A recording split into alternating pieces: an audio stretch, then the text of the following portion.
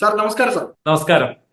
Sir, ഇന്നലത്തെ ഈ പറയുന്ന തീവ്രവാദി ആക്രമണം, ജമ്മു കാശ്മീരിലുണ്ടായ തീവ്രവാദി ആക്രമണം, അതിൽ ഇന്ത്യ പാകിസ്ഥാനെ പാഠം പഠിപ്പിക്കാൻ തീരുമാനിച്ചിരിക്കുന്ന ആ, ഒന്ന് രണ്ട് കാര്യങ്ങൾ എടുത്തു പറയാം.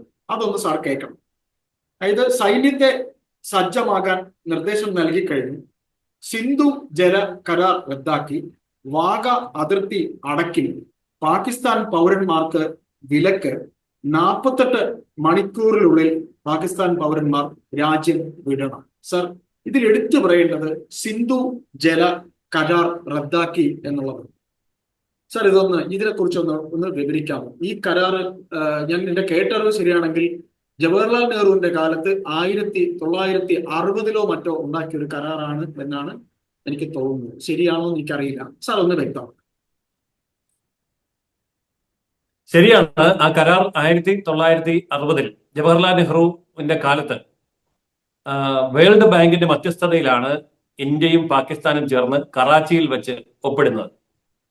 അതനുസരിച്ച് നമ്മൾ പാകിസ്ഥാനിലേക്ക് ജലം ഒഴുക്കി കൊടുക്കാൻ കരാർ പ്രകാരം ബാധ്യസ്ഥരാണ്. അതിന് ചില കണക്കുകളൊക്കെ വെച്ചിട്ടുണ്ട്. ഏതായാലും ആ കരാറാണ് ഇപ്പോൾ ഇന്ത്യ ഏകപക്ഷീയമായി മരവിപ്പിച്ചിരിക്കുന്നത്. അത് അന്താരാഷ്ട്ര കരാറായതുകൊണ്ട് ഏകപക്ഷീയമായിട്ട് അത് റദ്ദ് ചെയ്യാൻ പറ്റില്ല. പക്ഷെ മരവിപ്പിച്ചാലും റദ്ദ് ചെയ്താലും ഫലം ഒന്ന് തന്നെയാണ്. ഒരു തുള്ളി വെള്ളം കൊടുക്കുന്നില്ല. പണ്ട് ഒരു പ്രശ്നമുണ്ടായിരുന്നു. നമുക്ക് ഏകപക്ഷീയമായിട്ട് അങ്ങനെ തീരുമാനിക്കാൻ വയ്യായിരുന്നു. കാരണം ഈ വെള്ളം അങ്ങോട്ട് കൊടുക്കുന്നില്ല എന്ന് പറഞ്ഞാൽ കെട്ടി നിർത്താനുള്ള സംവിധാനങ്ങൾ ഉണ്ടായിരുന്നില്ല, ഉപയോഗിക്കാനുള്ള സംവിധാനം ഉണ്ടായിരുന്നില്ല. ഇന്നിപ്പോ അങ്ങനെയല്ല. ഇന്ന് കനാലുകൾ വെട്ടിയിട്ടുണ്ട്. കനാലുകൾ ഉള്ളത് കൊണ്ട് വരുന്ന വെള്ളം മുഴുവൻ നമുക്ക് ഗതി തിരിച്ച് ഇന്ത്യയിലേക്ക് തന്നെ വിടാനുള്ള സംവിധാനങ്ങളും ഉണ്ട്. ഇനി പാകിസ്ഥാന്റെ അവസ്ഥ എന്താകും? 90% പാകിസ്ഥാന്റെ കൃഷിയും ഈ വെള്ളം ഉപയോഗിച്ചാണ് അവർ ചെയ്തുകൊണ്ടിരിക്കുന്നത്. അതുകൊണ്ട് പാകിസ്ഥാന്റെ കാർഷിക മേഖലയിൽ ഗോതമ്പ്, അരി, അതുപോലെ കരിമ്പ്, പരുത്തി ഇങ്ങനെയുള്ള പ്രധാനപ്പെട്ട വിളകൾ, അതിൽ 2 ഭക്ഷ്യവിളകളും 2 നാണ്യവിളകളുമാണ്. ഇത് രണ്ടും അവിടെ ഗുരുതരമായ പ്രതിസന്ധിയെ നേരിടും എന്നുള്ളതാണ് ഒന്നാമത്തെ കാര്യം. രണ്ടാമത്തെ കാര്യം, അവരുടെ ജലഗതാഗതം ഈ വെള്ളത്തിനെ ആശ്രയിച്ചുകൊണ്ടാണ് പല ഭാഗത്തും നടത്തിയിരുന്നത്. ആ ഗതാഗതം തടസ്സപ്പെടും എന്നുള്ളത് രണ്ടാമത്തെ കാര്യം. മൂന്നാമത്തേത്, ജലവൈദ്യുത പദ്ധതികൾക്ക് ആവശ്യമായിട്ടുള്ള വെള്ളവും ഇങ്ങനെയാണ് പാകിസ്ഥാനിൽ ലഭിച്ചുകൊണ്ടിരുന്നത്. ഇപ്പോൾ ഈ വെള്ളം കിട്ടാതെ വരുന്നതോടെ പാകിസ്ഥാന്റെ ജലവൈദ്യുത പദ്ധതികൾ അവസാനിക്കും. പാകിസ്ഥാൻ ഇരുട്ടിലേക്ക് പോകേണ്ടിയും വരും.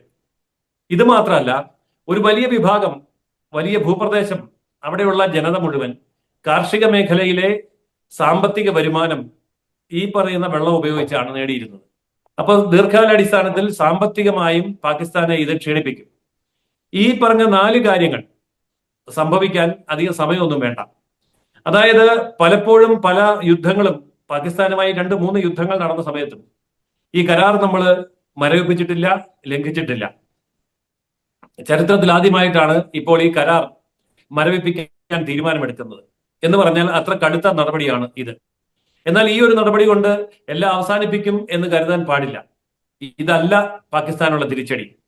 ഇതിനോടനുബന്ധിച്ച് മറ്റു ചില കാര്യങ്ങൾ കൂടി നമ്മൾ പറഞ്ഞിട്ടുണ്ട്. പാകിസ്ഥാൻകാരായി ഭാരതത്തിലുള്ള എല്ലാവരും 48 മണിക്കൂറിനുള്ളിൽ രാജ്യം വിട്ടുപോകണം. എന്ന് പറഞ്ഞാൽ പാകിസ്ഥാനിൽ നിന്ന് പഠനത്തിന് വേണ്ടി ഇവിടുത്തെ സ്കൂളുകളില്, കോളേജുകളില് പഠിക്കാൻ വന്നിരിക്കുന്നവരുണ്ട്. അവർ രാജ്യം വിട്ടു പോകണം. ഇവിടുത്തെ ആശുപത്രികളിൽ ചികിത്സിക്കാൻ വേണ്ടി വന്നിട്ടുള്ള ധാരാളം പാകിസ്ഥാനികളുണ്ട്. ഇപ്പോ നമ്മുടെ കേരളത്തിലെ ആശുപത്രികൾ പോലും, അല്ലെങ്കിൽ അങ്ങേയറ്റ വടക്കേയറ്റത്ത് all India institute of medical science വരെ ധാരാളം പാകിസ്ഥാനികൾ ചികിത്സയ്ക്ക് വേണ്ടി വന്നിട്ടുണ്ട്. അവരും 48 മണിക്കൂറിനുള്ളിൽ രാജ്യം വിട്ടു പോകണം. മാത്രമല്ല, ബിസിനസിന്റെ മേഖലയിലും മറ്റു മേഖലകളിലും ഒക്കെ ബന്ധപ്പെട്ടുകൊണ്ട് ഇന്ത്യയിലേക്ക് വന്നവരുണ്ട്. അവർക്കും രാജ്യം വിട്ടു പോകേണ്ടി വരും. ചുരുക്കി പറഞ്ഞാൽ, ഇന്ത്യയെ ഉപജീവിച്ചുകൊണ്ട്, ഇന്ത്യയുടെ സഹായം തേടിക്കൊണ്ട് ജീവിച്ചിരുന്ന ഒരു നല്ല വിഭാഗം ജനങ്ങൾ പാകിസ്ഥാനിലേക്ക് മടങ്ങിപ്പോകേണ്ടി വരും. മടങ്ങിപ്പോയാൽ പാകിസ്ഥാനിൽ ഇതിന് പകരം എന്തെങ്കിലും കിട്ടാനുണ്ടോ? ഒന്നുമില്ല. അവിടെ ഒന്നും കിട്ടാനില്ലാത്തതുകൊണ്ടാണല്ലോ അവരിങ്ങോട്ട് വന്നത്. നല്ല ആശുപത്രികളില്ല, നല്ല സ്കൂളുകളില്ല, നല്ല കോളേജുകളില്ല, നല്ല തൊഴിൽ സാധ്യതകളില്ല. അതുകൊണ്ടാണ് അവരൊക്കെ ഇന്ത്യയിലേക്ക് വരുന്നത്. അപ്പോൾ ആ മാർഗമാണ് ഇപ്പോൾ ഇന്ത്യ അടച്ചിരിക്കുന്നത്. ഇത് പാകിസ്ഥാന്റെ ഉള്ളിൽ വലിയ ഒരു പൊട്ടിത്തെറിക്ക് കാരണമാകും. ഇവിടെ അസ്വസ്ഥരായിട്ടുള്ള ജനങ്ങൾ അവിടുത്തെ ഭരണകൂടത്തോട് ചോദിക്കും, വല്ല ആവശ്യവും ഉണ്ടായിരുന്നോ? ഇന്ത്യയെ കയറി ചൊറിയാൻ പോയതല്ലേ പ്രശ്നമായത്? ആ ചോദ്യത്തിന് പാകിസ്ഥാന്റെ ഭരണകൂടം മറുപടി പറയേണ്ടിയും വരും. മാത്രമല്ല, ഇവിടെ മറ്റൊരു കാര്യം കൂടി ഞാൻ സൂചിപ്പിക്കാം. ഇങ്ങനെ വൈദ്യുതി ഇല്ലാതെ, വെള്ളമില്ലാതെ മുന്നോട്ട് പോകാൻ കഴിയാതെ നിൽക്കുന്ന ഒരു സാഹചര്യത്തിൽ കറാച്ചി തുറമുഖം ഇന്ത്യ ബ്ലോക്ക് ചെയ്തു എന്നിരിക്കട്ടെ. അതോടുകൂടി പാകിസ്ഥാന്റെ ഡീസൽ, പെട്രോൾ വരവും നിലയ്ക്കും. 4 ദിവസത്തേക്ക് മാത്രമുള്ള പെട്രോൾ ശേഖരമാണ് പാകിസ്ഥാന്റെ കൈവശമുള്ളത്. പുറത്തുനിന്നുള്ള വരവ് നിലച്ചു കഴിഞ്ഞാൽ പാകിസ്ഥാൻ ആ രീതിയിലും സ്തംഭിക്കും. അതായത് എല്ലാ വശത്തു നിന്നും പാകിസ്ഥാനെ പൂട്ടാൻ കഴിയുന്ന ഒരു നീക്കം ഇന്ത്യക്ക് വളരെ നിസ്സാരമായിട്ട് ചെയ്യാൻ കഴിയും എന്ന് ചുരുക്കം. അപ്പോൾ ചരിത്രത്തിലില്ലാത്ത വിധം ഇത്തരമൊരു കർശനമായ നടപടി എടുക്കുമ്പോൾ ഇന്നിപ്പോ ലോകരാജ്യങ്ങളെല്ലാം തന്നെ ഇന്ത്യയോടൊപ്പം നിൽക്കുകയും ചെയ്യും. ഇന്നലെയും ഇന്നുമായിട്ട് വന്ന പ്രതികരണങ്ങൾ നോക്കിയാൽ നമുക്ക് മനസ്സിലാവും. ലോകത്ത് ഒരു രാജ്യം പോലും പാകിസ്ഥാനെ അനുകൂലിച്ചുകൊണ്ടും ഈ പറഞ്ഞ ഭീകരവാദത്തെ പിന്തുണച്ചുകൊണ്ടും രംഗത്തേക്ക് വന്നിട്ടില്ല. അങ്ങനെ എന്തെങ്കിലും പിന്തുണയോ അതിലുണ്ടായിട്ടുണ്ടെങ്കിൽ അത് ഇന്ത്യക്കകത്തെ പാകിസ്ഥാൻവാദികളുടെ ഭാഗത്തു നിന്ന് മാത്രമാണ് ഉണ്ടാകുന്നത്. ഏതായാലും ഈ പറഞ്ഞ ജലം എന്ന് പറയുന്നത് കൊണ്ട്, അല്ലെങ്കിൽ വിസ കൊടുക്കില്ല എന്ന് പറയുന്നത് കൊണ്ടോ, 48 മണിക്കൂറിനകം പാകിസ്ഥാൻകാർ ഇന്ത്യ വിട്ടുപോകണം എന്ന് പറയുന്നത് കൊണ്ടോ ഈ നടപടികൾ അവസാനിച്ചു എന്ന് തോന്നരുത്. ഇത് തുടക്കമാണ്. ഇതിനെ തുടർന്ന് പല നടപടികളും ഇനി തൊട്ടു പിന്നാലെ വരും. അങ്ങനെ വരുമ്പോൾ മാത്രമാണ് എന്താണ് ഇന്ത്യ ചെയ്യാൻ ഉദ്ദേശിക്കുന്നത് എന്ന് നമുക്ക് മനസ്സിലാക്കാൻ സാധിക്കുകയുള്ളൂ.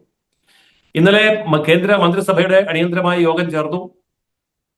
ഇന്ന് സർവകക്ഷി യോഗം ചേരുന്നുണ്ട്. അതിനു മുമ്പ് തന്നെ ഈ തീരുമാനങ്ങളൊക്കെ ഗവൺമെന്റ് എടുത്തു കഴിഞ്ഞു. ഇനി സർവകക്ഷി യോഗത്തിന് ശേഷം കൂടുതൽ വ്യക്തമായ നടപടികളിലേക്ക് ഇന്ത്യ കടക്കും എന്ന് തന്നെ നമുക്ക് കരുതാം. ഇവിടെ പാകിസ്ഥാൻ ഒറ്റപ്പെട്ടിരിക്കുന്നു എന്നുള്ളത് വളരെ വ്യക്തമാണ്. ഇസ്ലാമിക രാജ്യങ്ങളൊന്നും തന്നെ അംഗീകരിക്കാത്ത ഇത്തരം ഭീകരവാദ പരിപാടികൾ പാകിസ്ഥാനിലും അഫ്ഗാനിസ്ഥാനിലും സിറിയയിലും ഒക്കെ ആയിട്ട് ഇത് ചുരുങ്ങിയിരിക്കുകയാണ്. ബാക്കി രാജ്യങ്ങൾക്കൊക്കെ സമാധാനപൂർണമായി ജീവിക്കണം എന്ന് ആഗ്രഹമുണ്ട്. പക്ഷെ ഇവിടെ അങ്ങനെയുള്ള ഒരു സമാധാനം കാക്ഷിക്കാത്ത, ലോകത്തെ ഭീകരരുടെ എല്ലാം തലസ്ഥാനമായി പാകിസ്ഥാൻ മാറുമ്പോൾ കടുത്ത നിലപാടുകൾ സ്വീകരിക്കുക എന്നല്ലാതെ മറ്റ് അതിൽ കുറഞ്ഞ ഒരു നടപടിയും ഇന്ത്യയുടെ ഭാഗത്തുനിന്ന് പ്രതീക്ഷിക്കാനും വയ്യ എന്നുള്ളതാണ് ഇപ്പോഴുള്ള അവസ്ഥ. സാർ, അപ്പോൾ സാർ പറയുന്നത് ഇപ്പോൾ ഈ പറഞ്ഞിരിക്കുന്ന നടപടികൾ മാത്രമല്ല, തുടർന്നും ഉള്ള നടപടികൾ ഉണ്ടാകും. പാകിസ്ഥാനെ ലോകരാഷ്ട്രങ്ങൾക്ക് മുന്നിൽ ഇന്ത്യ എന്താണ് പാകിസ്ഥാൻ എന്ന് ഇത് ഇപ്പോൾ തന്നെ വെളിപ്പെടുത്തി കഴിഞ്ഞു. ഇന്ത്യ പറയണ്ട പാകിസ്ഥാൻ എന്താണെന്ന് മറ്റു മുസ്ലിം രാഷ്ട്രങ്ങൾക്ക് വരെ മനസ്സിലാക്കി കഴിഞ്ഞു. സാർ, ഇതിനകത്ത് ഇപ്പോഴും തങ്ങൾക്ക് അതിൽ പങ്കില്ല എന്ന് പാകിസ്ഥാൻ പറയുമ്പോഴും ആസൂത്രണം ശരിക്കും പാകിസ്ഥാൻ നടത്തിയതാണ് എന്ന് തന്നെ ഇന്ത്യ തെളിയിക്കുന്ന തരത്തിലേക്ക് ഈ അന്വേഷണവും പോകും എന്ന് തന്നെ നമുക്ക് കരുതാം. തീർച്ചയായിട്ടും കരുതാം. ഇതിനു മുമ്പ് പാകിസ്ഥാന്റെ ഭാഗത്തു നിന്നുണ്ടായിരുന്ന പ്രകോപനങ്ങളും ആക്രമണങ്ങളും എല്ലാം വ്യക്തമായ തെളിവുകൾ സഹിതം നമ്മൾ അന്താരാഷ്ട്ര സമൂഹത്തിന്റെ മുമ്പിലും ഐക്യരാഷ്ട്ര സഭയിലും അവതരിപ്പിച്ചിട്ടുള്ളതാണ്. ലോകത്തിന് അതൊക്കെ ബോധ്യപ്പെട്ടിട്ടും ഉണ്ട്. അതുകൊണ്ട് തന്നെ മുഖം നഷ്ടപ്പെട്ട ഒരവസ്ഥയിലാണ് ഇന്ന് പാകിസ്ഥാൻ നിൽക്കുന്നത്. മാത്രമല്ല, ആഭ്യന്തരമായിട്ടുള്ള സാമ്പത്തിക തകർച്ചയിലും മറ്റു പ്രശ്നങ്ങളിലും പെട്ട് ഉഴലുന്ന ഒരു രാജ്യം കൂടിയാണ് പാകിസ്ഥാൻ.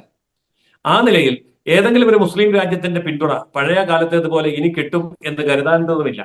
കാരണം മുസ്ലിം രാജ്യങ്ങളൊക്കെ പാകിസ്ഥാനുള്ള നിലപാടുകൾ വ്യക്തമാക്കിയിട്ടുണ്ട്. ഭീകരവാദി പ്രസ്ഥാനങ്ങളോടുള്ള നിലപാടുകളും അവർ വ്യക്തമാക്കിയിട്ടുണ്ട്. ഇത് രണ്ടും പാകിസ്ഥാനെ സംബന്ധിച്ചിടത്തോളം യോജിച്ചു വരുന്നത് കൊണ്ട്, അതായത് ഭീകരവാദ രാഷ്ട്രം എന്നുള്ളതും തീവ്ര ഇസ്ലാമിക രാജ്യം എന്നുള്ളതും പാകിസ്ഥാന്റെ മുഖമുദ്രയായതുകൊണ്ട് അതിനോട് യോജിക്കാൻ മുസ്ലിം രാജ്യങ്ങൾ പോലും ഇപ്പോൾ തയ്യാറാകുന്നില്ല. സാർ, ഇതിലെ സാർ ഈ ഒരു മാനുഷികതയുടെ പ്രശ്നം മറ്റു രാഷ്ട്രങ്ങളോ അല്ലെങ്കിൽ അത് പറഞ്ഞുകൊണ്ട് പാകിസ്ഥാൻ നമ്മുടെ ഇന്ത്യയെ, കാരണം ഈ ജലക്കരാർ റദ്ദാക്കുക എന്ന് പറയുമ്പോൾ കുടിവെള്ളം മുട്ടിക്കുക എന്നുള്ളത് വരത്തില്ലേ? അപ്പൊ അത് മറ്റ് ഒരു മാനുഷികതയുടെ മുഖം ഇതിലുണ്ടായി അത് മറ്റൊരു തരത്തിലേക്ക് ഇന്ത്യക്കെതിരെ അങ്ങനെ എന്തെങ്കിലും ഒരു തിരിച്ചൊരു പിന്നെ ഒരു വർത്തമാനം ഇന്ത്യക്കെതിരെ ഉണ്ടാകാനുള്ള സാധ്യത ഈ ജലക്കരാർ റദ്ദാക്കുന്നതിലൂടെ ഉണ്ടാകുമോ എന്നത് ഒരു വശം കൂടെ ഇല്ലേ സാർ? അതുകൂടെ ഒന്ന് പറയും. മാനുഷികത എന്നതിനേക്കാൾ വലിയ ഒരു സംഭവമാണ് ദൈവികത. പാകിസ്ഥാൻ സ്വയം ഭരിച്ച ഒരു ദൈവികതയാണ് ഇപ്പോൾ അനുഭവിക്കാൻ പോകുന്നത്. അതായത് ഒരു ജിഹാദി നീക്കത്തിൽ, ഒരു യുദ്ധത്തിൽ ഏർപ്പെട്ടുകൊണ്ട് മരണമടഞ്ഞാൽ സ്വർഗം ലഭിക്കുകയും സ്വർഗത്തിൽ 76 ഹൂറികളെ ലഭിക്കുകയും ചെയ്യും എന്ന് ഖുർആൻ ഉറപ്പ് നൽകിയിരിക്കുന്നത് കൊണ്ട് പാകിസ്ഥാൻ ഇക്കാര്യത്തിൽ പരാതി ഉണ്ടാവാൻ സാധ്യതയില്ല.